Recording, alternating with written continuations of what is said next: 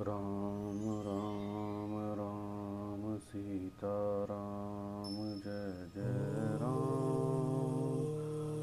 राम राम राम सीता राम जय जय राम। जय श्री राम। तुलसीदास जी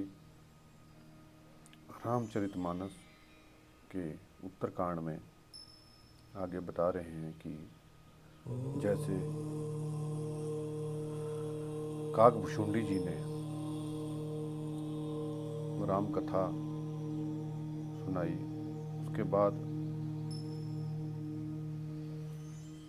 काकभुशुंडी जी का प्रसन्न करके गरुड़ जी काकभुशुंडी जी से की बहुत प्रकार से प्रशंसा करते हैं और उनसे आगे वो पूछेंगे कि आपने ये काक शरीर किस कारण पाया।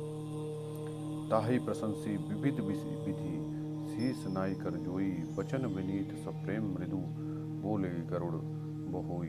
उनकी काकभुशुंडी जी से बहुत प्रकार से प्रशंसा करके सिर नवाकर हाथ जोड़कर फिर गरुड़ जी प्रेम पूर्वक विनम्र और कोमल वचन बोले, हे प्रभु, हे स्वामी, मैं अपनी अविवेक के कारण आपसे पूछता हूँ।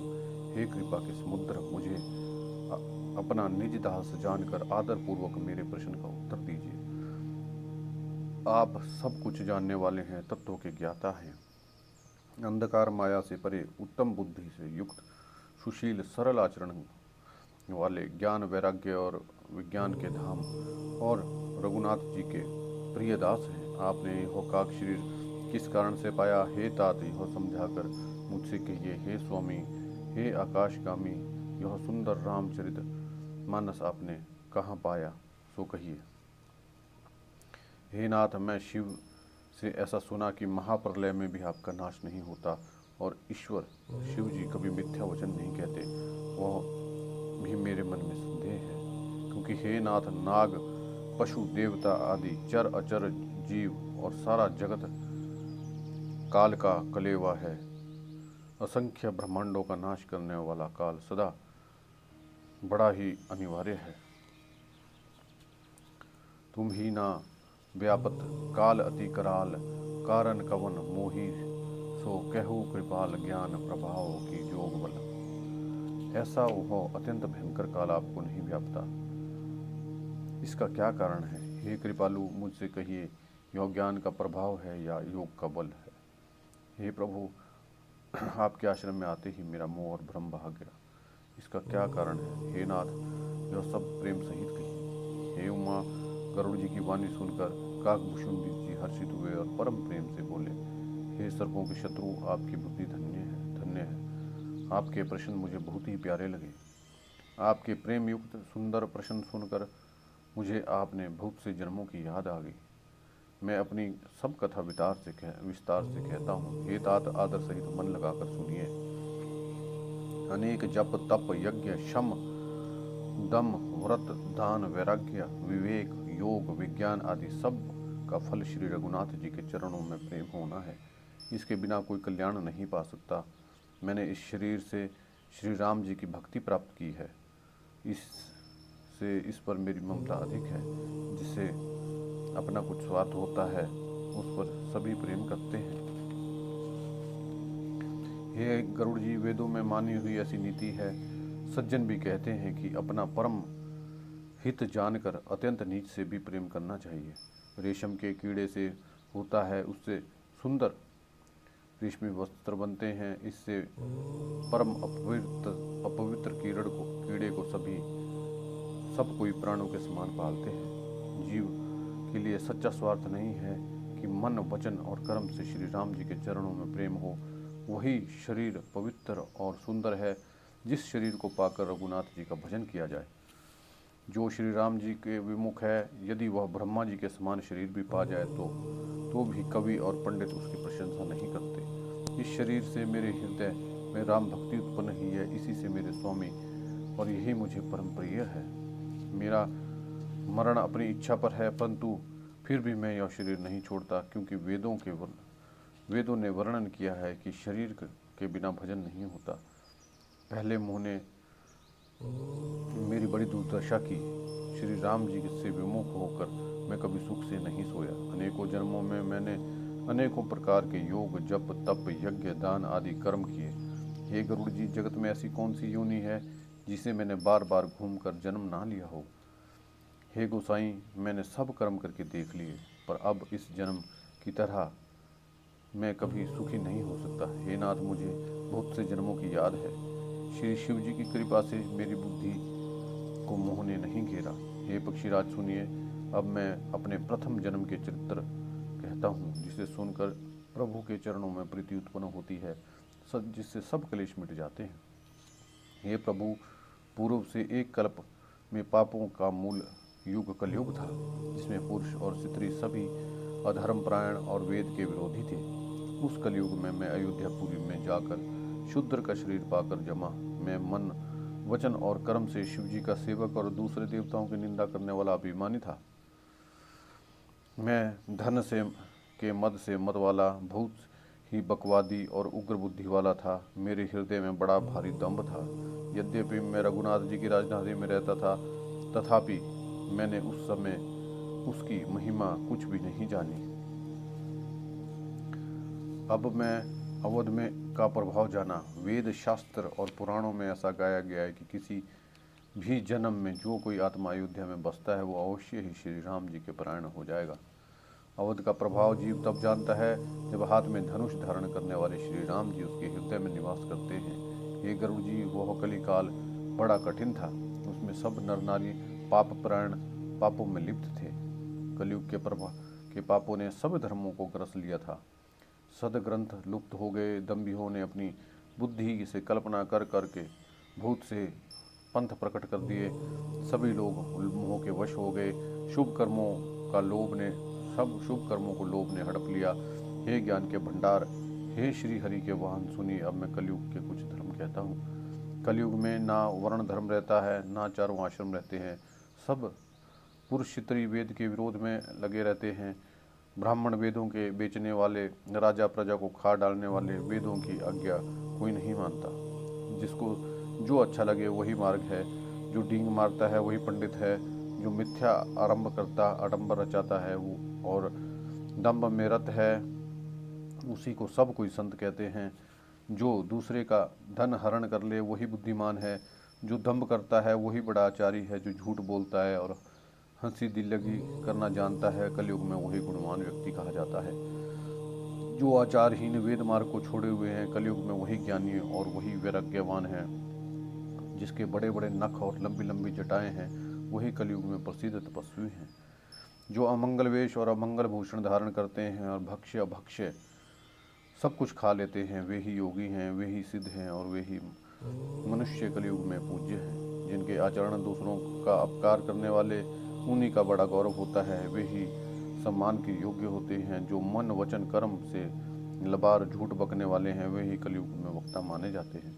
हे गोसाई, सभी मनुष्य स्त्रियों के वेश में के वश में हैं और बाजीगर के बंदर की तरह नाचते हैं। ब्राह्मणों को शुद्र ज्ञानोपदेश करते हैं और गले में जनेऊ डालकर कुसद्दित दान लेते हैं। सभी पुरुष काम और लोभ में तत्पर और क्रोधी होते हैं। देवता, ब्राह्मण, वेद और संतों के विरोधी होते हैं। अभागिन स्त्रियां गुणों के धाम सुंदर पति को छोड़कर पर पुरुष का सेवन करती हैं। सुहागिन स्त्रियां तो आभूषण में रत रहती हैं, पर विधवाओं के नित नए श्रृंगार होते हैं। शिष्य और गुरु में बहरे और अंधे का सा हिसाब होता है। एक शिष्य गुरु का उपदेश सुनता ही नहीं और एक गुरु देखता नहीं, उसे ज्ञान की दृष्टि प्राप्त ही नहीं है। जो गुरु शिष्य का धन हरण करता है पर शोक नहीं हरण करता, वह घोर नरक में पड़ता है। माता पिता बालकों को बुलाकर सही धर्म सिखलाते हैं, जिससे पेट भरे। स्त्री पुरुष ब्रह्म ज्ञान के सिवाय दूसरी बात नहीं करते, पर वे लोभवश कौड़ियों के लिए ब्राह्मण और गुरु की हत्या कर देते हैं। शूद्र ब्राह्मणों से विवाद करते हैं और हम क्या तुमसे कुछ कम हैं। जो ब्रह्म को जानता है वही श्रेष्ठ ब्राह्मण है, ऐसा कहकर वे डांट कर आंखें दिखला देते हैं।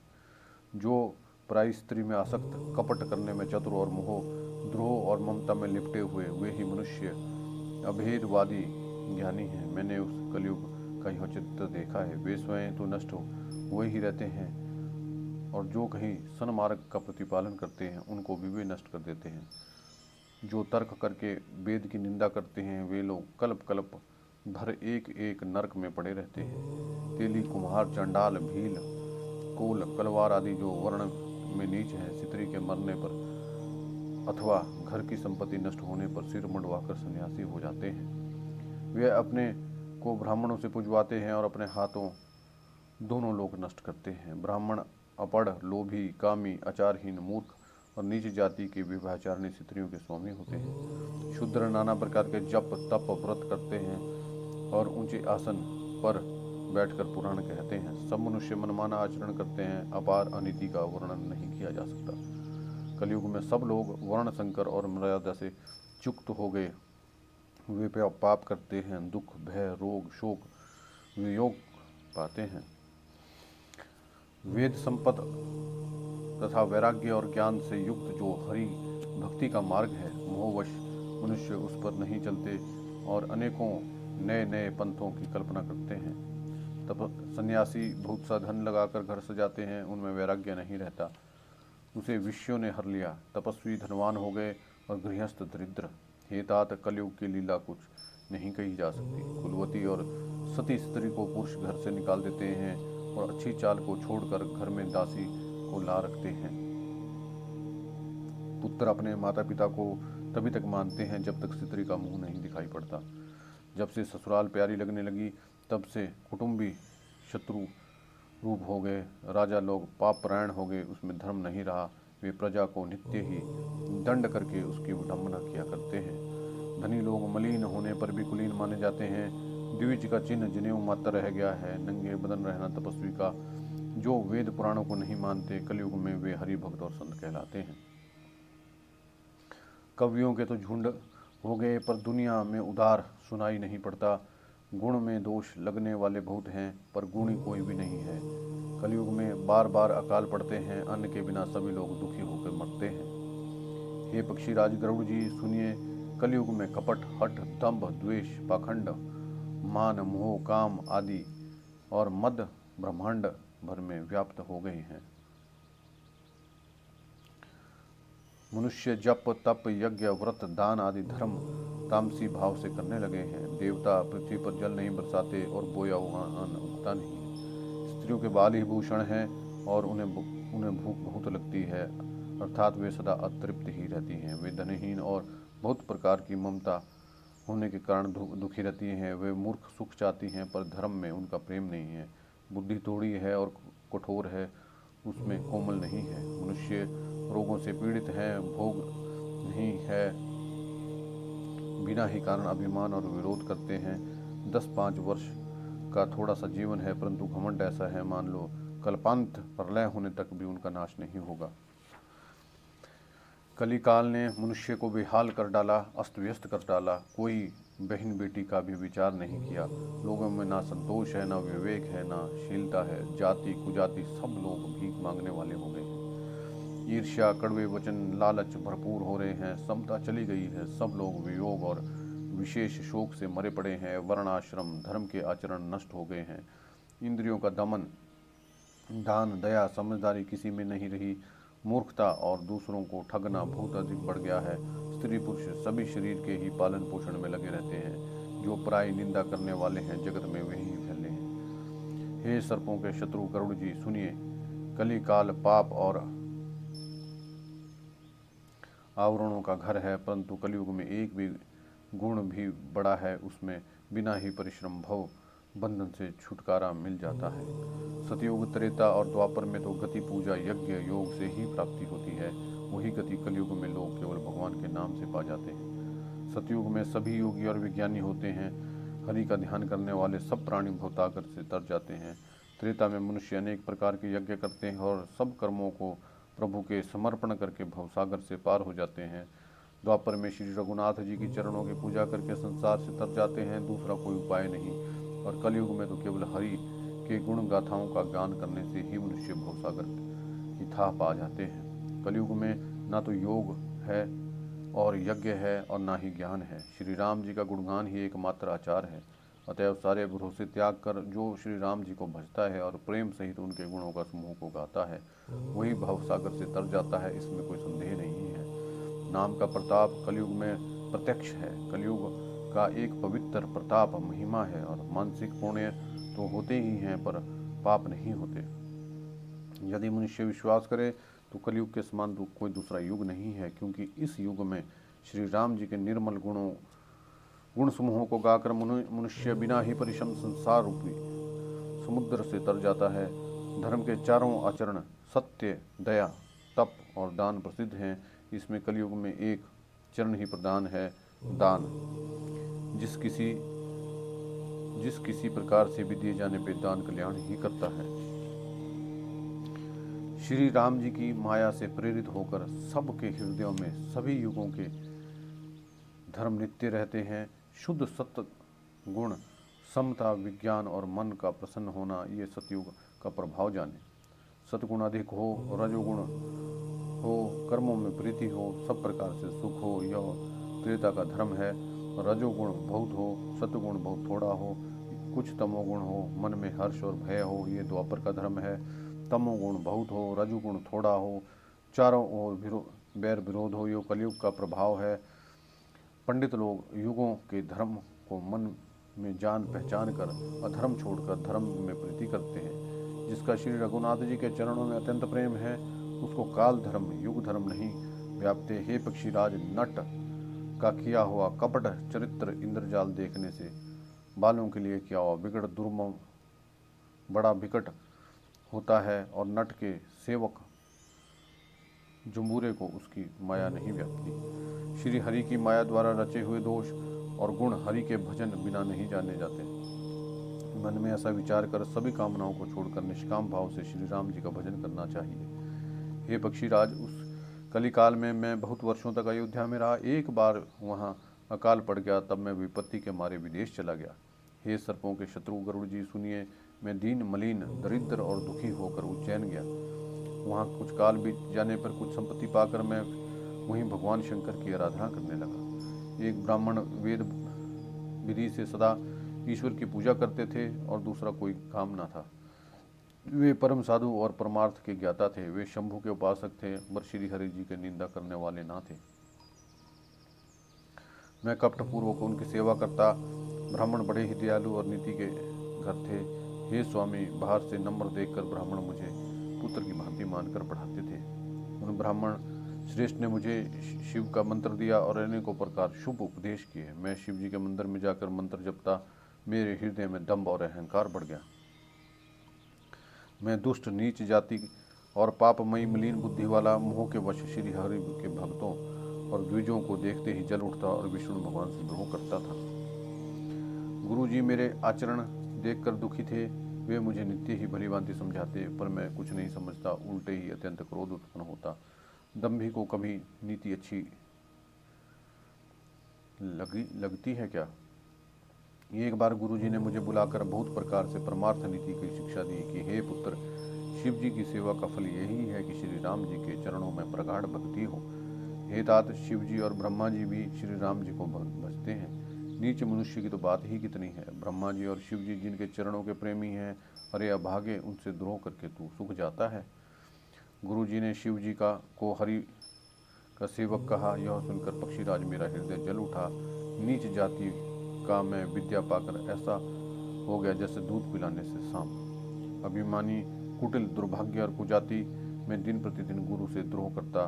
गुरु अत्यंत दयालु थे, वे थोड़ा सा भी क्रोध नहीं आता। वे बार बार मुझे उत्तम ज्ञान की शिक्षा ही देते थे। नीच मनुष्य जिससे बढ़ाई पाता है, वह सबसे पहले उसे को मार कर उसी का नाश करता है। हे भाई सुनिए, आग से उत्पन्न हुआ धुआं मेघ की पदवी पाकर उसी अग्नि को बुझा देता है।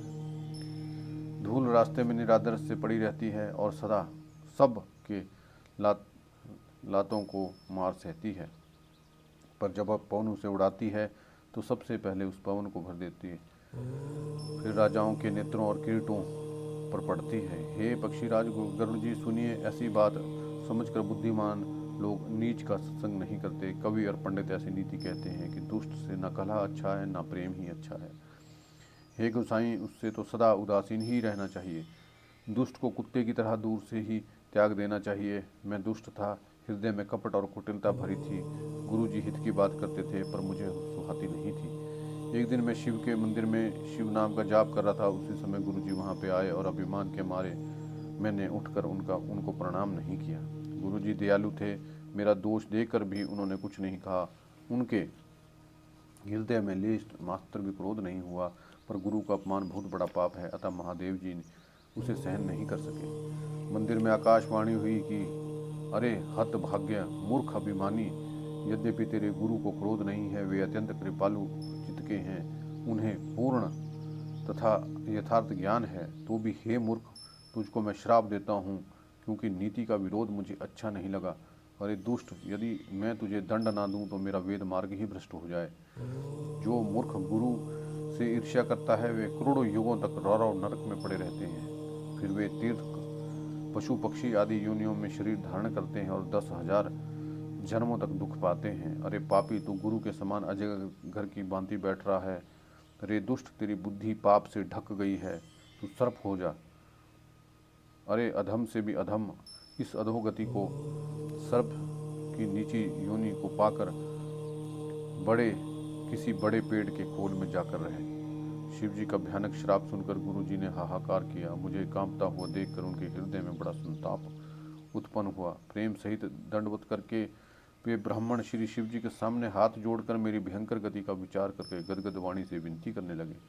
हे मोक्ष स्वरूप, विभू व्यापक ब्रह्म और वेद स्वरूप, ईशान दिशा के ईश्वर और सबके स्वामी श्री शिव जी, मैं आपको नमस्कार करता हूँ। निज स्वरूप में स्थित, गुणों से रहित, भेद रहित, इच्छा रहित, चेतन, आकाश रूप एवं आकाश को वस्त्र रूप में धारण करने वाले दिगंबर, मैं आपको भजता हूँ। निराकार ओंकार के मूल, तुर्य, तीनों गुणों के अतीत, वाणी, ज्ञान और इंद्रियों से परे, कैलाशपति, वैराग्य, महाकाल के विकाल, कृपालु, गुणों के धाम, संसार से परे आप परमेश्वर को मैं नमस्कार करता हूँ, जो हिमाचल के समान गौरवर्ण और गंभीर हैं, जिनके शरीर में करोड़ों कामदेवों की ज्योति एवं शोभा है, जिनके शरीर पर सुंदर नदी गंगा जी विराजमान हैं, जिनके ललाट पर द्वितीया का चंद्रमा और गले में सर्प सुशोभित है, जिनके कानों में कुंडल हिल रहे हैं, सुंदर भ्रुकुटी और विशाल नेत्र हैं, जो प्रसन्न मुख, नीलकंठ, दयालु हैं, सिंह चरम का वस्त्र धारण किए और मुंड माला पहने हैं, उन सब के प्यारे और सबके नाथ श्री शंकर जी को मैं भजता हूँ।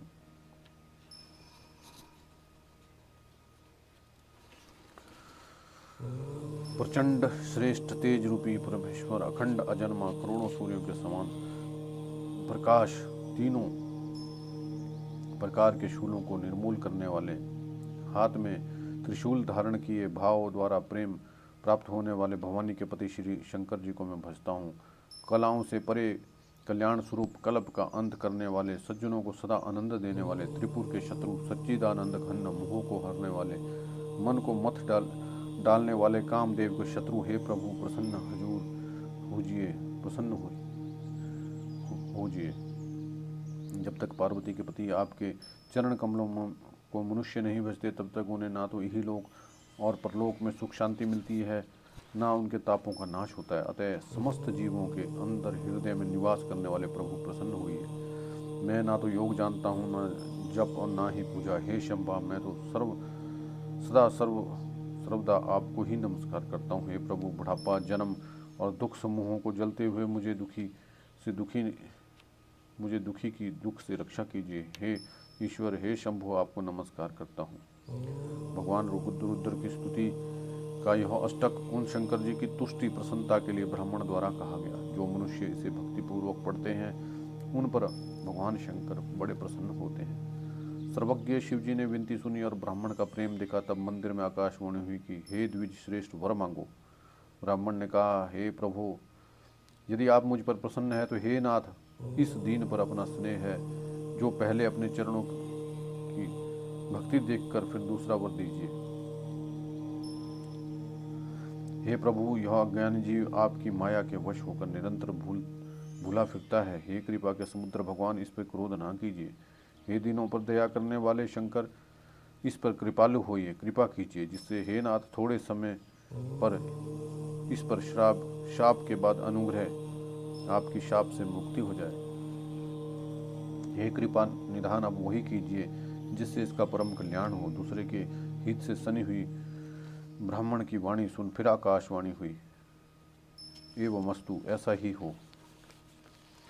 यद्यपि इससे भयानक पाप किया है, फिर भी मैं इसे क्रोध का श्राप फिर भी मैंने भी इसे क्रोध करके श्राप दिया, तो भी तुम्हारी साधुता देखकर मैं इस पर विशेष कृपा करूंगा। हे द्विज, जो क्षमाशील एवं परोपकारी होते हैं वे वैसे ही मुझे प्रिय हैं जैसे खरारी श्री रामचंद्र जी। हे द्विज, मेरा श्राप व्यर्थ नहीं जाएगा, 1000 जन्म तक अवश्य पाएगा, परंतु जन्मने और मरने दुसह दुखद होता है, वह दुख जरा भी ना व्यापेगा और किसी भी जन्म में इसका ज्ञान नहीं मिटेगा।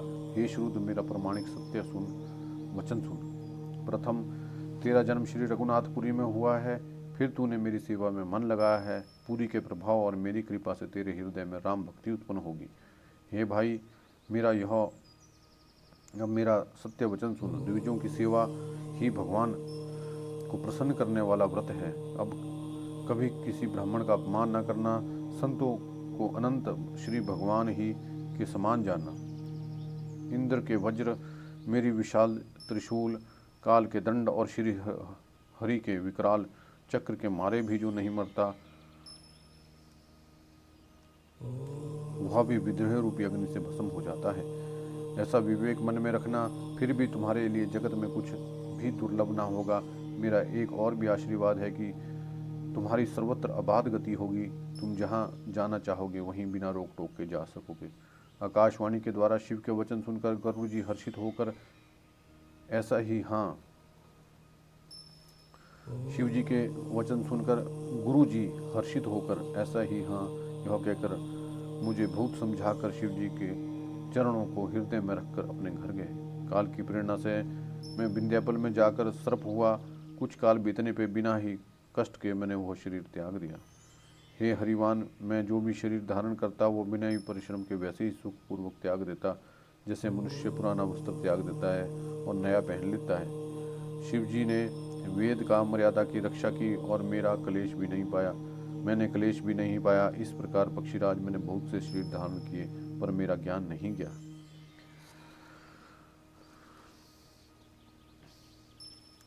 पशु पक्षी की योनि, देवता या मनुष्य का जो भी शरीर धारण करता वहाँ वहाँ उस शरीर में श्री राम जी का ही भजन रखता। इस प्रकार मैं सुखी हो गया, परंतु एक शूल मुझे बना रहा। गुरु जी का कोमल सुशील स्वभाव मुझे कभी नहीं भूलता था, अर्थात मैंने ऐसे कोमल स्वभाव दयालु गुरु का अपमान किया, यह दुख मुझे सदा बना रहा।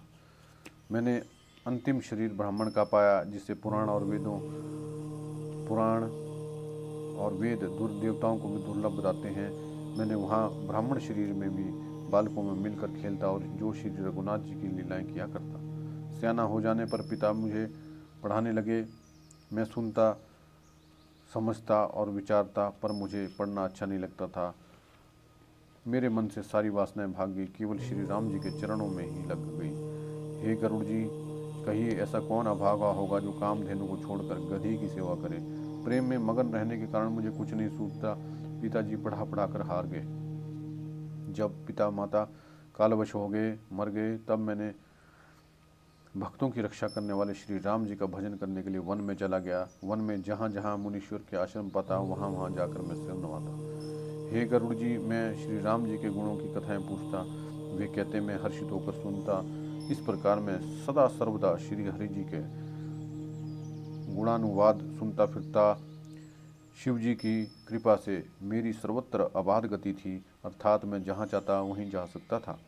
मेरे तीनों प्रकार की गहरी प्रबल वासनाएं छूट गई और हृदय में एक ही यह लालसा अत्यंत बढ़ गई कि श्री राम जी के चरण कमलों के दर्शन करूं, तब अपना जीवन सफल समझूं। जिससे मैं पूछता, वे ही मुनि ऐसा कहते कि ईश्वर सर्वभूतमय है, यह गुण मत मुझे नहीं सुनाता। हृदय में सगुण ब्रह्म की प्रीति बढ़ रही थी। गुरु जी के वचनों का स्मरण करके मेरे मन में श्री राम जी के चरणों में लग गया। मैं क्षण क्षण नया नया प्रेम पाता हुआ श्री रघुनाथ जी का यश गाता फिरता था। सुमेरु पर्वत के शिखर पर बड़ी बड़ की छाया में लोमश मुनि बैठे हुए थे, जिन्हें देखकर मैंने उनके चरणों में सिर निभाया और अत्यंत दीन वचन कहे। हे पक्षीराज, मेरे अत्यंत नम्र कोमल वचन सुनकर कृपालु मुनि ने मुझे आदर के साथ पूछने लगे, हे ब्राह्मण, आप किस कार्य से आए हैं? तब मैंने कहा, हे कृपा निधान, आप सर्वज्ञ हैं और सुजान हैं। हे भगवान, मुझे सगुण ब्रह्म की आराधना की प्रक्रिया कहिए। जय श्री राम।